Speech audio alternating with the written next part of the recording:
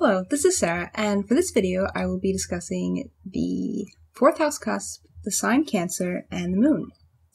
So, following the 3rd house, where we want to explore, invest, and investigate the great unknown, comes a time where we must return home in order to remember our roots. The 4th house, also referred to as the Imum Coeli, is the next step in our process of greater consciousness. The idea of the home and our roots is vital to understanding the concepts expressed in this house. The 4th house is a stage of life where we remember or recognize that we are individuals, but we also have a past and history in common with others from our home or family. The proverb, "blood is thicker than water," could be a way in which to conceptualize the philosophy of maybe what is learned in this house, or a theme that we could associate with it. Pride for one's roots and their home is essential. And when I refer to home with this house, I'm not only referring to a physical domicile in which we live, but the idea of home that connotates a meaning far deeper than just a mere building. Home refers to the security and comfort we may feel within ourselves when we feel we have a place in our world and ascribe a meaning to our experiences that we had in the 3rd house. So, like all houses, the 4th house is just another step in our realizations of the meaning of living. And in order to live, one must be born. And where we are born, or from where we originate, is also how the 4th house comes into play in our lives. Traditionally, this house has been associated with the mother archetype, since we are all born from our mothers and spend 9 months in the womb. This house is also associated with protection, though. Since it's the mother's protection and care in which we seek our refuge, such as also the home. Since the 4th house is usually associated with the mother, the 10th house, or Imum Coeli, also known as the midheaven, is usually associated with the father, but this idea is often blurred, and some will consider the 4th house to be the archetypal father rather than the mother, since we usually take the name of our fathers and our roots and pride are commonly associated with our fathers. Our forefathers have come forth and, that type of thing. Our roots, our ancestry, etc. So the 4th house is mainly a step back, almost, from the 3rd, to remind us of our roots and to associate experiences with meaning in order to preserve our own sanity and our own need for self-preservation, and that we are unique, we are special. And when we associate our experiences with certain meanings, we are experiencing something called emotions, which we experienced before, of course, but in the 4th house we come to realize the importance of our past on our emotions in particular. So the sign of Cancer, which is closely related to the 4th house, embodies much of these concepts also. Now, Cancer is a feminine cardinal water sign, and this sign is represented by the crab, which the word for crab in Latin, unsurprisingly, is concare. Anglicized, of course, we pronounce it Cancer. And the glyph symbolizes the claws of the crab, as well as in anatomy, the breast of a human, which goes along with the mother archetype. The home, comfort, and protection all have to do with this meaning. The color of Cancer is kind of an orangish yellow, or you can consider it kind of a gold color. And its musical note is D sharp or E flat.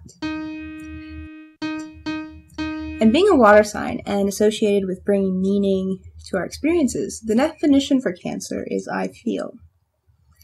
And this definition can play a great importance with those who have their sun positioned in Cancer. These people can be described as protective, gentle, sympathetic, loyal, supportive, nurturing. Basically all things we would attribute to the 4th house. Like everything else, there is another side to Cancer.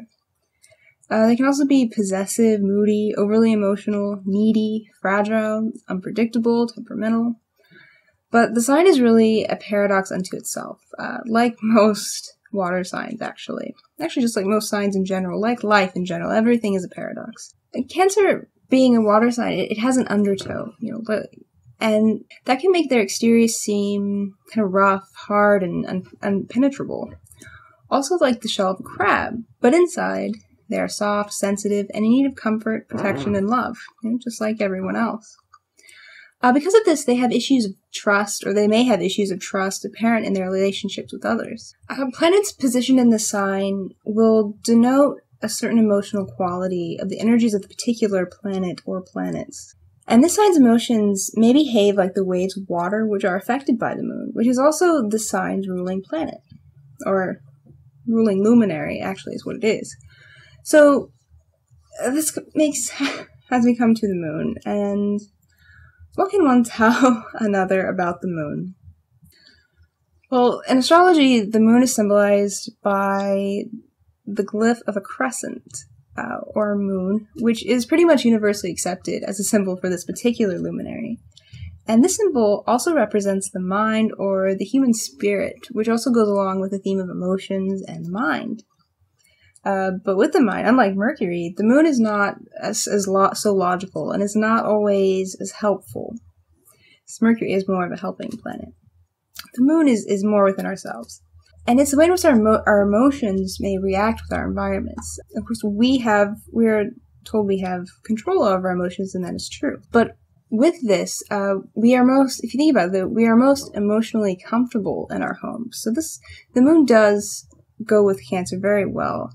And in our homes where we feel emotionally comfortable or emotionally secure, we feel protected. So the moon also goes with the archetypal female and emotions, as I said. And since females are stereotypically deemed as emotional beings, or at least expressors of emotions, more so than men, apparently, and like a woman's monthly menstruation cycle is said to be affected by the moon as well. So like the sign it rules, the moon is considered an inherently feminine object in astrology, and within the collective unconscious. So, and very much like the sun, the moon is seen as a very important element to consider in a person's birth chart. There are whole websites and articles just written on a person's moon sign. And what it tells us, it can tell us about how one processes their emotions, which can come out in the ways in which they interact with others and their environment, as well as opinions they may have, and why they do certain things. It's how they feel.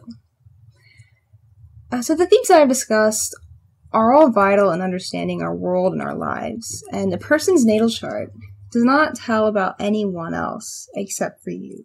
It is your personal map of your life. And even though the 4th house and even the 10th are supposed to represent the mother and the father, it's more how you see your mother figures or father, your parental figures. So in my next video, I will be talking about the 5th house, Leo, and the sun. So thank you for watching, and you'll be very happy when you subscribe to this channel.